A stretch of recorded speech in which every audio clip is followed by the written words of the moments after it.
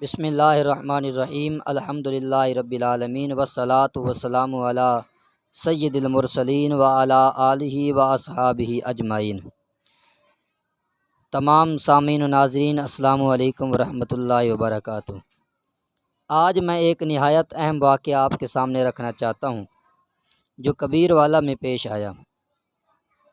میلاد مصطفیٰ صلی اللہ علیہ وآلہ وسلم کی بابرکت محفل میں ایک بزرگ عالم دین جن کا میں نام نہیں لینا چاہتا انہیں مدعو کیا گیا تھا۔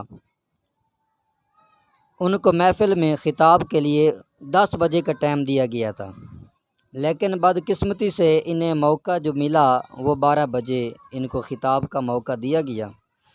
ظاہر ہے کہ یہ طرز عمل کسی بڑے عالم دین کے ساتھ زیب نہیں دیتا۔ علماء کرام دین کے امین ہیں، یہ انبیاء علیہم الصلاۃ والسلام کے وارث ہیں، اور ان کا ادب و احترام ہماری محفلوں کی اصل روح ہے۔ جب مقررہ وقت سے 2 گھنٹے تاخیر کے بعد خطاب کا موقع دیا گیا تو حضرت صاحب نے نہایت حکمت اور خیرخواہی کے ساتھ اصلاحی کلمات ارشاد فرمائے تاکہ آئندہ ایسی کوتاہی نہ ہو۔ لیکن افسوس کہ محفل ختم ہوتے ہی کچھ نام نہاد شرپسند عناصر نے ان جیسی عظیم شخصیت کی بے ادبی اور توہین کی۔ پیارے بھائیو، یہ رویہ انتہائی افسوسناک اور ناقابل قبول ہے۔ یاد رکھیں، کسی عالم دین کی توہین دراصل دین کی توہین ہے۔ علماء ہی کے دم سے ہماری محفلیں روشن ہیں، انہی کے ذریعے ہمیں قرآن و سنت کی سمجھ نصیب ہوتی ہے۔ آقا کریم صلی اللہ علیہ وآلہ وسلم نے فرمایا، العلماء ورثۃ الانبیاء، علماء انبیاء کے وارث ہیں۔ اور ایک اور حدیث میں فرمایا گیا، ایک عالم کی فضیلت ایک عابد پر ایسی ہے جیسے میری فضیلت تم سب میں سب سے ادنا پر۔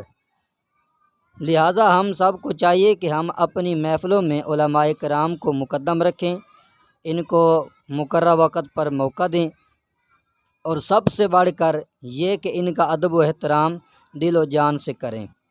آج ہمیں اس واقعے سے سبق لینا چاہیے کہ محفل میلاد میں علماء کی عزت ہی اصل برکت ہے۔ اگر ہم ان کی بے ادبی کریں گے تو محفل کے فیوز و برکات سے محروم ہو جائیں گے۔ اور رہی دوسری بات، ہمارے ہاں اکثر میلاد النبی صلی اللہ علیہ وآلہ وسلم اور دیگر محافل میں یہ دیکھا گیا ہے کہ مقامی نعت خواں حضرات بھی بار بار پڑھتے ہیں، اور ساتھ ساتھ دور دراز سے مہمان نعت خواں یا علماء کرام کو بھی بلایا جاتا ہے۔ لیکن جب مقامی نعت خواں حضرات کو لازمی طور پر پڑھانا ہی ہے تو پھر مہمان نعت خواں کو بلانے کا کوئی فائدہ باقی نہیں رہتا۔ اور اگر ہم مہمان نعت خواں حضرات کو بلاتے ہیں، ان کو سننا چاہتے ہیں، تو پھر مقامی نعت خواں حضرات کو نہ پڑھایا جائے تاکہ مہمان کو وقت پر پڑھنے کا موقع ملے۔ یاد رکھیں، مہمان نعت خواں اور علماء کرام بڑی محبت، بڑے سفر اور محنت کے ساتھ تشریف لاتے ہیں۔ ان کا احترام کرنا، ان کو وقت پر موقع دینا ہماری ذمہ داری ہے۔ اگر ہم ان کی قدر نہیں کریں گے تو نہ صرف محفل کی برکتیں کم ہوں گی بلکہ ہم خود بھی محرومی کا شکار ہو جائیں گے۔ لہٰذا ضرورت اس بات کی ہے کہ محافل کے منتظمین اس بات کو سمجھیں اور ایک ترتیب و نظام قائم رکھیں۔ اسی میں محفل کی عزت، وقار اور برکت ہے۔ امید کرتا ہوں یہ میری ویڈیو آپ کو اچھی لگی ہوگی، میرا پیغام اچھا لگا ہوگا۔ اگر اچھا لگا ہے تو اس کو آگے ضرور شیئر کریں، اور اگر کسی کے دل آزاری ہوئی ہو تو میں معذرت چاہتا ہوں۔ اللہ پاک ہم سب کو صراط مستقیم پر چلنے کی توفیق عطا فرمائے۔ اللہ تبارک و تعالی سب کو دین و دنیا کی بھلائیاں نصیب فرمائے۔